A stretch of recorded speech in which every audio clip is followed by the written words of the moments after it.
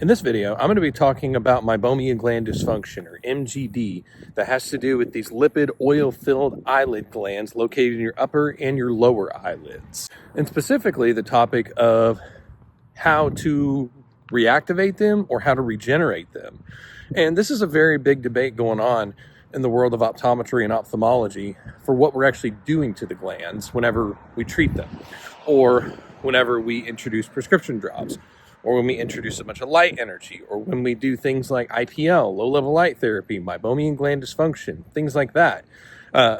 Meibomian Gland Dysfunction, Meibomian Gland Expression. And are we reactivating them or are we regenerating them? So let's get into it a little bit more of the science and the literature behind it. What we know and understand about the Meibomian glands, you can have anywhere between 35 to 50 of these lipid-filled oil glands located in your eyelids.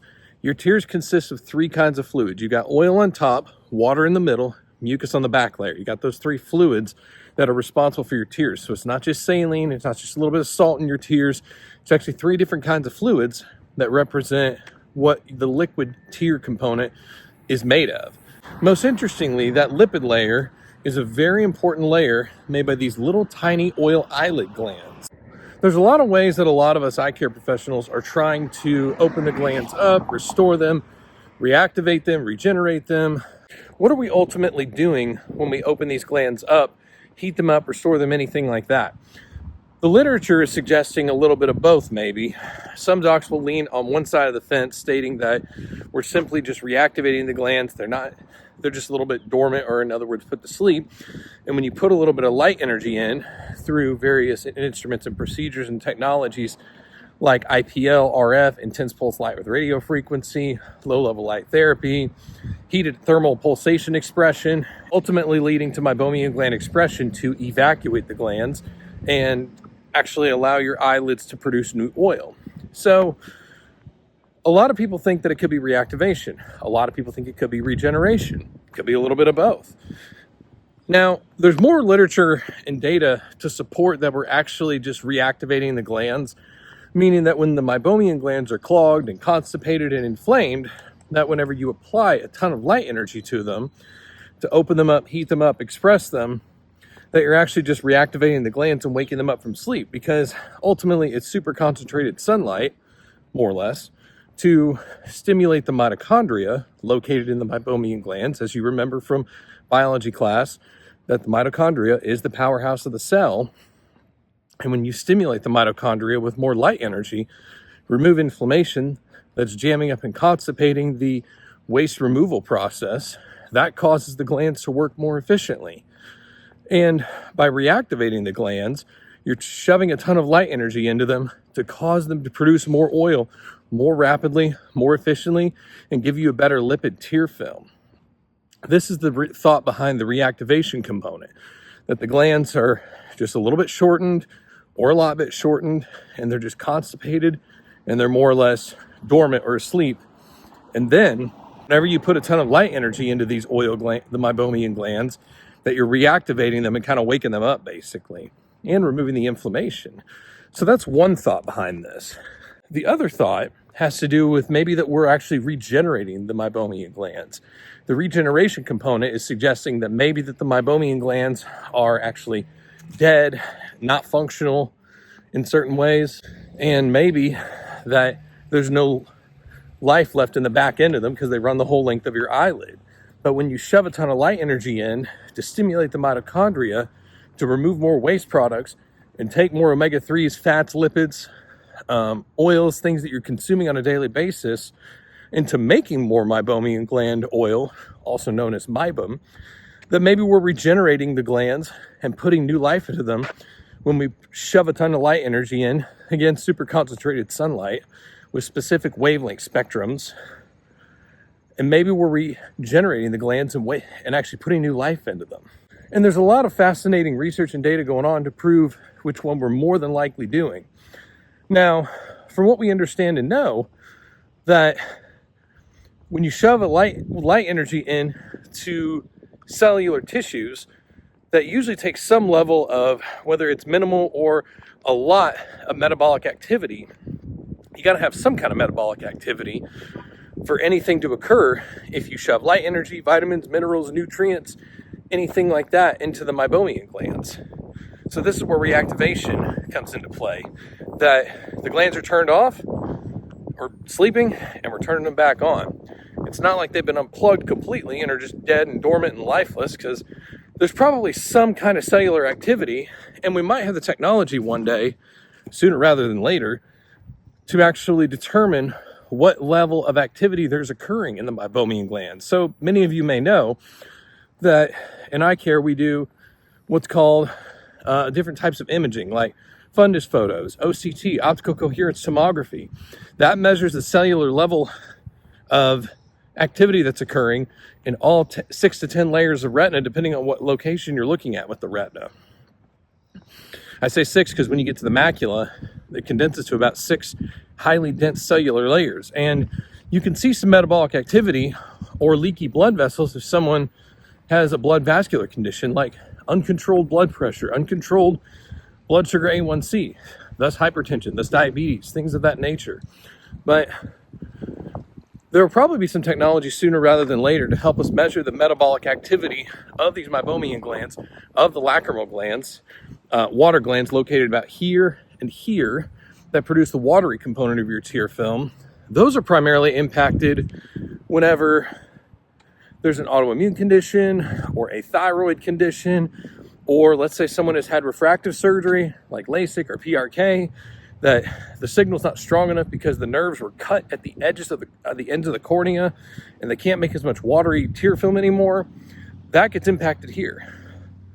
But maybe there's going to be something to help us determine the level of metabolic activity that can more easily help us determine if the glands are completely dead, or if they're somewhat alive, or if they're in like a dormant state and they're just being reactivated.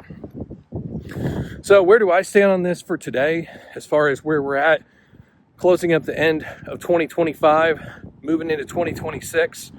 I'm leaning more towards reactivation right now from what we understand.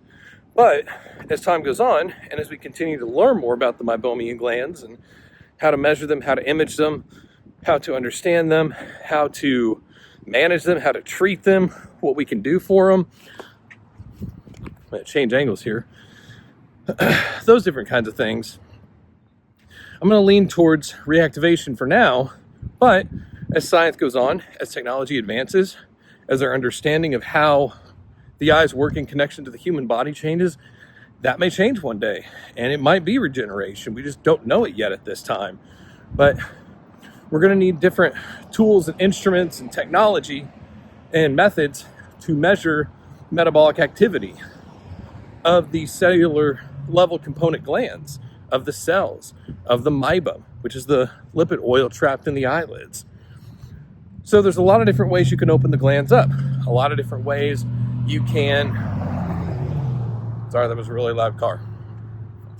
A lot of different ways you can open the glands up. A lot of the ways that you can actually supply the eyelids with better lipid oils, omega-3 oils, different things like that. And you've seen some previous videos of how omega-3s have really helped my eyelids and dry eye and Meibomian gland function with all of that. So there's a lot of interesting research and data coming out about the reactivation or regeneration. There's a lot of interesting data and research coming out about the reactivation or regeneration of these Meibomian glands. So it's hard to say definitively which one it is right now. Maybe it's a little bit of both. Maybe it's one. Maybe it's the other. But my three big takeaways are that we need a way to measure the metabolic activity of the Meibomian glands. We need to measure the mitochondrial cellular concentration of these Meibomian glands. And we need to be able to have a way to measure the output of these things, of these Meibomian glands, and how much meibum they're actually secreting. And yes, we do that through T-buts and all different kinds of tear tests that are out there, tear film osmolarity, you name it. But we're going to need more advanced methods to determine what's actually going on with these Meibomian glands to definitively say one way or the other if it's reactivation or regeneration we're seeing. So if you ask me today, which one is it? Yes. Yes, it is. Is it reactivation? Is it regeneration? Yes, it is. That's as far as we know right now. Maybe if we have a way to do some kind of OCT or something like that of the eyelids themselves to measure the cellular layer, component of these Meibomian glands, that may give us better insight as to what the actual activity of these Meibomian glands are. Because as we shove light energy into them through IPL and all the other stuff I mentioned previously, maybe there's a way we can take a before and after image or some kind of specialized imaging. You know how they have like 3D and 4D imaging of babies inside mamas, pregnant mamas, that are able to actually determine the face, determine a lot of different organ structure. You can actually see a lot of different anatomy of the child, of the unborn child. And maybe we have ways to do that with the Meibomian glands that we currently don't have access to, that are currently not available at this time, that are still being researched, that are still being evaluated, investigated, and determined, because dry eye is exploding in the human population with the high volume of screen use, specifically in Meibomian gland dysfunction, where you're looking at a high percentage of upper 80s, of upper 80%, like 86%, 83%, somewhere around there, for a lot of people that are experiencing this issue with their Meibomian glands getting clogged up. It's not just an aging thing either. This can happen to older age, middle age, or even youthful age. When we do a lot of reading, I can't talk right now. Reading, screens, phones, books, computers, stitching, crochet, anything like that, that causes the blink reflex to go down. Because when you normally blink in an everyday conversation, you'll blink about 21 times a minute. When we're reading intense information and digesting a lot of information, our blink reflex drops to 7 times a minute, which means you're not blinking as much, which means your Meibomian glands don't get expressed as easily, which also means that you're going to have dry eye or inflammation or watery eye or something like that. I'll put some before and after images of my glands about a year ago or so, before I had anything done to them, like anything like IPL or low-level light therapy or Meibomian gland expression, and with where I'm at now. And there is a difference. But the question is, were my glands reactivated or were they regenerated? Yes.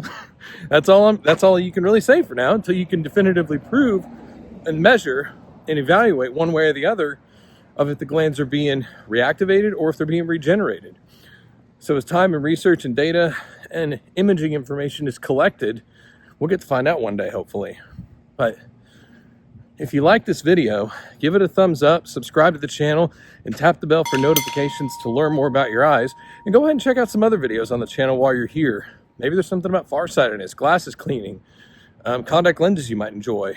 Maybe something that your friend or family member just got diagnosed with recently, that you could send one of the videos to them if it speaks to you, and that you could be an encouragement for them too. But I hope you enjoy the videos that are coming out on this channel. Hope you're learning more about your eyes and are actually able to encourage others with eye information, education, and health insight that they're going to need to help take better care of their eyes. Sorry guys, I'm having a really hard time talking today. It's just one of those days, I guess. But thanks for watching, and I'll catch you next time.